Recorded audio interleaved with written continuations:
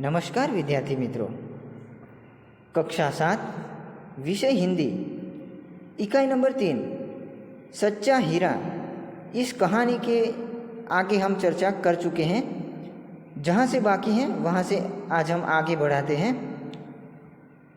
कुछ समय बाद जब वे सब घड़े सिर पर रख कर लौटने लगी, तभी किसी गीत का मधुर स्वर सुनाई पड़ा। सुनकर पहली स्त्री बोली, सुनो, मेरा हीरा गा रहा है। यहाँ पर सिर शब्द आया है, तो सिर शब्द का मतलब होता है मस्तक, यानी कि अपने सर पे जो घड़ा रखा जाता है तो वो सर, उस अर्थ में सिर का प्रयोग किया गया है।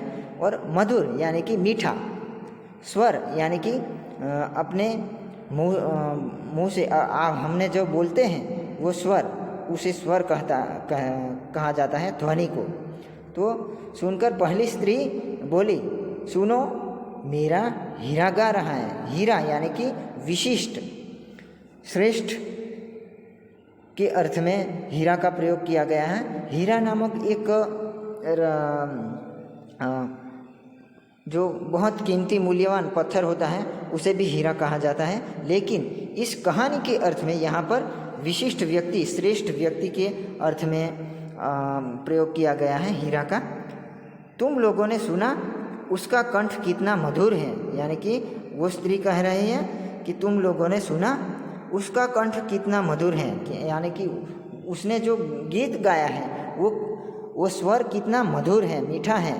ऐसा वो स्त्री अपने लड़के के बारे में बता रही है। वह लड़का गीत गाता हुआ उसी रास्ते से निकल गया, यानी कि वो लड़का, उसका बेटा गीत गाता हुआ वो स्त्रियां जिस रास्ते से पसार हो रही थी उसी रास्ते से वो गीत गाता गाता निकल गया। उसने अपनी माँ की ओर कोई ध्यान नहीं दिया, यानी कि उसने अपनी माँ की ओर और शब्द का अर्थ होता है जो अ को एक काना और एक मातर आता है, उस और का मतलब होता है तरफ, और अ को एक काना और दो मातर आती हैं, उसे उस और का अर्थ संयोजक के रूप में उस और का प्रयोग किया जाता है। यहाँ पर एक कानो मातर का प्रयोग तरफ के ની તરફ, આપણે ગુજરાતી ભાષામાં કહીએ તો ની तरफ એવો अर्थ आ ઓરનો થાય છે। तो उसने अपनी माँ की तरफ कोई ध्यान नहीं दिया। इतने में दूसरी स्त्री का बेटा उधर से आता दिखाई दिया। वो घटना घटित हो गई। उसके बाद उतने में ही दूसरी स्त्री का बेटा भी इधर ही आ रहा था, तो वो दिखाई दिया। दूसरी स्त्री ने उसे देखकर गर्व से बोली, देखो, वह मेरा लाडला बेटा आ रहा है। उसने गर्व, यहाँ पर गर्व शब्द का अर्थ होता है अभिमान। उसने अभिमान से बोली को, देखो, वह मेरा लाडला बेटा आ रहा है, यानी कि लाडला यानी कि बहुत प्यारा बेटा आ रहा है, बहुत प्यारा लड़का आ रहा है। शक्ति और सामर्थ्य में इसकी बराबरी कौन कर सकता है? उसने प्रश्नार्थ के भाव में वाक्य का प्रयोग किया। शक्ति यानी कि ताकत, सामर्थ्य यानी कि योग्यता, पात्रता। सामर्थ्य का मतलब होता है योग्यता, पात्रता। शक्ति का अर्थ होता है ताकत। शक्ति और सामर्थ्य, योग्यता की दृष्टि से उसकी बराबरी यानी कि उसकी तुलना, उसकी समानता कौन कर सकता है? ऐसा प्रश्न चिन्ह उन्होंने लगाया है। ऐसा प्रश्न दूसरी स्त्रियों से उन्होंने किया। वह यह कह ही रही थी कि उसका बेटा भी उसकी ओर ध्यान दिए बिना ही निकल गया।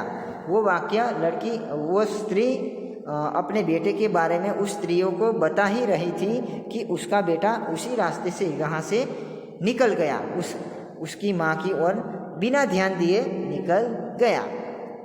वे कुछ आगे बढ़ी तो एकाएक तीसरी स्त्री का बेटा उधर से संस्कृत के श्लोकों का पाठ करता हुआ निकला, यानी कि वे कुछ थोड़े ही आगे बढ़े, यानी कि थोड़ा वहाँ से चलकर आगे बढ़े। एकाएक यानी कि आकस्मिक ही तीसरी स्त्री का बेटा भी वहाँ से सामने आता हुआ दिखाई दिया, वहाँ से पसार होते हुए दिखाई दिया। वो लड़का संस्कृत के श्लोकों का पाठ करता हुआ निकला, यानी कि संस्कृत के श्लोक, तो संस्कृत की कविता, संस्कृत के पंक्तियाँ की पाठ करना, यानी कि संस्कृत के श्लोक पंक्तियाँ को पठन करते हुए, संस्कृत के श्लोक के कविता को बोलते हुए वहाँ से निकला। उसके उच्चारण से ऐसा लग रहा था मानो उसके कंठ में साक्षात सरस्वती विराजमान हैं। यहाँ पर कंठ का मतलब होता है उच्चारण, यानी कि बोलना। कंठ का मतलब होता है गला में से जो शब्द प्रकट होता है, उस अर्थ में कंठ का प्रयोग किया गया है। साक्षात यानी कि प्रत्यक्ष हमारे सामने, सरस्वती यानी कि विद्या की देवी उसके कंठ में विराजमान, यानी कि घर, रहने का स्थान, उस अर्थ में विराजमान शब्द का प्रयोग किया गया है।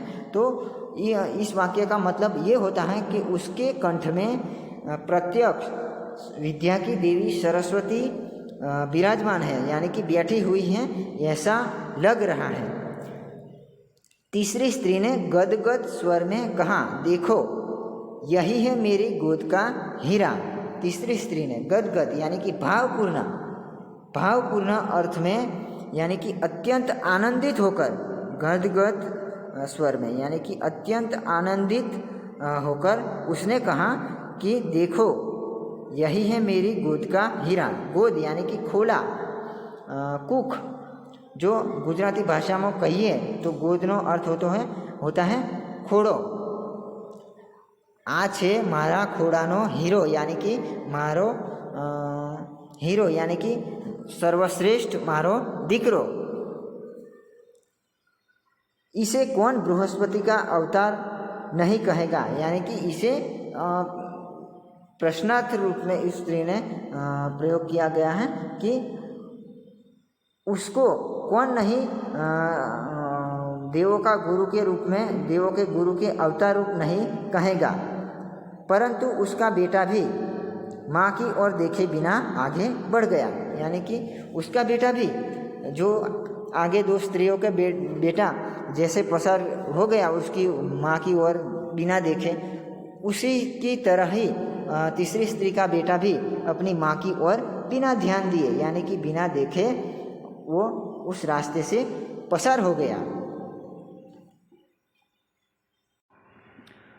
वह अभी थोड़ी ही दूर गया था कि चौथी स्त्री का बेटा भी अचानक उधर से आ निकला। यहाँ पर थोड़ी शब्द आया है, थोड़ी शब्द का अंतर के रूप में प्रयोग किया गया है। थोड़ी का अनिश्चित अंतर, यानी कि अंतर का जो नाप होता है किलोमीटर, 2 किलोमीटर या मीटर या फुट के चौकस माप होता है, उसी के चौकस निश्चित नाप नहीं होता, उसी अर्थ में थोड़ी शब्द का प्रयोग किया गया है। तो थोड़ी ही दूर गए, यानी कि थोड़े ही दूर गया था कि चौथी स्त्री का बेटा अचानक, यानी कि आकस्मिक रूप से, आकस्मिक घटना के रूप में यहाँ उधर से आ निकला। वह देखने में बहुत सीधा साधा और सरल प्रकृति का लग रहा था। उनका बाह्य व्यक्तित्व, उनके बाह्य देखाव बहुत सीधा साधा लगता है। पहरवेश, बाह्य व्यक्तित्व यानी कि बाह्य जो रूप सौंदर्य या उनके पहरवेश से, उनकी चाल ढाल से बहुत सीधा साधा लग रहा था। सरल यानी कि सहज नम्र स्वभाव का लग रहा था। प्रकृति का मतलब होता है स्वभाव का, सरल स्वभाव का लग रहा था। उसे देखकर चौथी स्त्री ने कहा कि बहन यही मेरा लाल है, यानी कि यही मेरा लाल है। लाल यानी कि बहुत प्यारा बेटा, यही मेरा बहुत प्यारा बेटा है। चौथी स्त्री उसके बारे में बता ही रही थी कि उसका बेटा पास आ पहुंचा। चौथी स्त्री अपने बेटे के बारे में बता ही रही थी कि वो उसका बेटा उसके पास आ गया, पास आ पहुंचा। अपनी माँ को देखकर वह रुक गया और बोला, माँ लाओ मैं तुम्हारा घड़ा पहुंचा दूँ। यानी कि उस लड़के ने अपनी माँ को देखकर रुक गया, चलते चलते वो रुक गया और अपनी माँ के पास जाकर कहा कि लाओ माँ, मैं तुम्हारा घड़ा घर पहुंचा दूँ। मना करने पर भी उसने माँ के सिर से पानी से भरा घड़ा उतारकर अपने सिर रखा और घर की ओर चल पड़ा।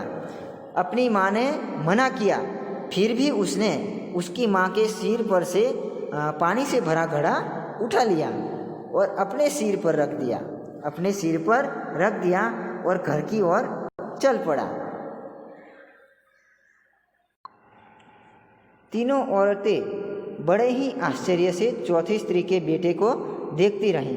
तीनों औरतें बड़े आश्चर्य यानी कि कुतूहलवश, देखने लायक, जो देखने जैसा मगज में बारी बारी याद आ रहे हैं, वैसा आश्चर्य के साथ उन्होंने इस लड़के को, इस बेटे को देखते ही रही। तीनों औरतें।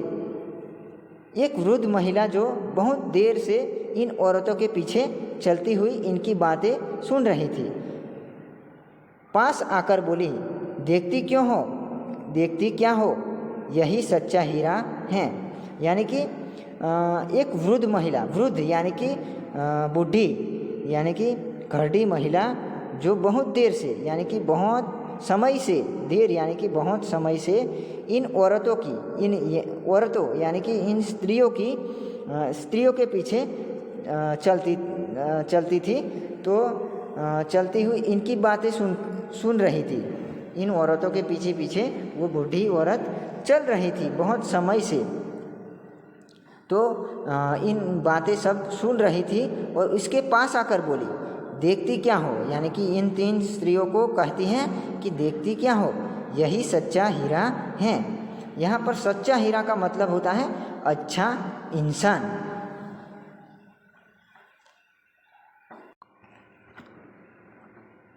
तो विद्यार्थी मित्रों, इस कहानी के माध्यम से हमें ये सीख मिलती है, ये सीखना चाहिए कि अपनी कथनी और करनी, यानी कि जो हम जो बोलते हैं और हम जो काम करते हैं उसमें एक समानता होनी चाहिए। ऐसा इस कहानी के माध्यम से हमें सिखाया गया है।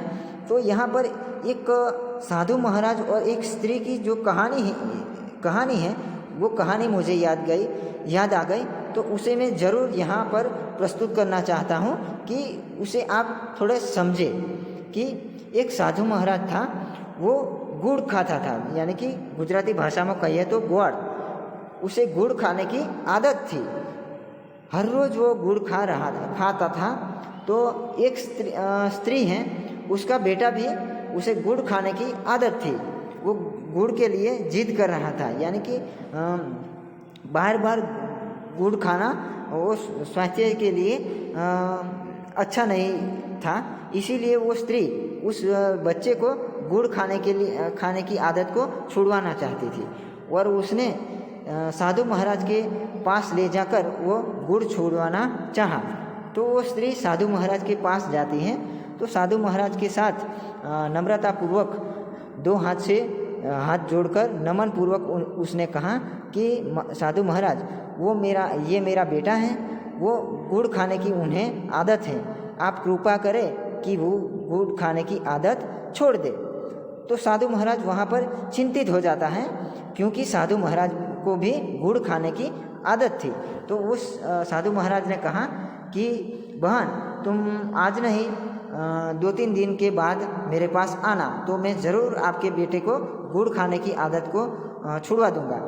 तो उस स्त्री ने अच्छा ऐसा कहा और उसने उसकी साधु महाराज की जो विनती थी उसे स्वीकार कर लिया और फिर 2-3 दिन के बाद आने का वचन दिया और चली गई। फिर 2-3 दिन के बाद वो स्त्री फिर अपने बेटे के पास बेटे को साधु महाराज के पास ले गई और दो हाथ जोड़ के नमन करके साधु महाराज को कहा कि ये मेरा बेटे हैं, उसे गुड़ खाने की आदत है, आप कृपा करके इसे गुड़ खाने की आदत को छुड़वा दो। तो साधु महाराज ने प्रेम पूर्वक उस लड़के के सर पर हाथ रखकर उसके साथ बातचीत की और उसने सिर्फ इतना ही किया कि बेटा अब से गुड़ नहीं खाना। दिन में बार बार गुड़ खाने से हमारे स्वास्थ्य खराब होता है। बस इतना ही कहा और उसने उस औरत को कहा कि आज से तुम्हारा बेटा गुड़ नहीं खाएगा। तो उस स्त्री आश्चर्यचकित हो गई और उसने कहा कि बस साधु महाराज इतना ही कहना था, तो आप मुझे उस दिन क्यों नहीं कह दिया कि अब से तुम्हारा बेटा गुड़ नहीं खाएगा। तो उस साधु महाराज ने कहा कि बहन, जिस दिन तुम पहली बार इस लड़के को मेरे पास लेकर आई थी वो तब मुझे भी गुड़ खाने की आदत थी। जब हम अपने आदत को नहीं छोड़ते, हमें भी हमारे में भी ऐसी बुराई हैं, तो हम पहले अपनी बुराई दूर करते हैं, हम पहले अच्छे गुण अपने में आचरण करते हैं, फिर हम दूसरों को सलाह देते हैं। तो ये हुआ है कथनी और करनी का जो भेद है। ये जो कथनी और करनी में जो एक रूपता दिखाई देती है इस स्टोरी से, तो ये स्टोरी और ये सच्चा हीरा की स्टोरी बिल्कुल मिलती जुलती हैं।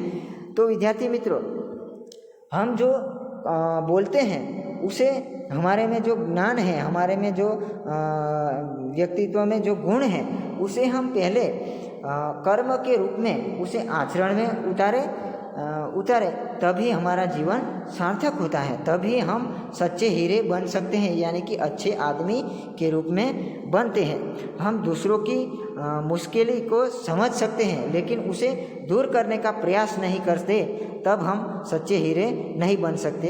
तो विद्यार्थी मित्रों, इस कहानी के माध्यम से हमें हमारे में जो गुण हैं उसे हम कर्म रूप में, आचरण के रूप में हमें जीवन में उतारना है और दूसरों की मुश्किलों को दूर करना है, तब हम सच्चे इंसान बन सकते हैं। ऐसी सीख इस कहानी के माध्यम से हमें मिलते हैं। तो विद्यार्थी मित्रों, आज हम सच्चा हीरा कहानी को आज हम यहाँ पर समाप्त करते हैं। अस्तु।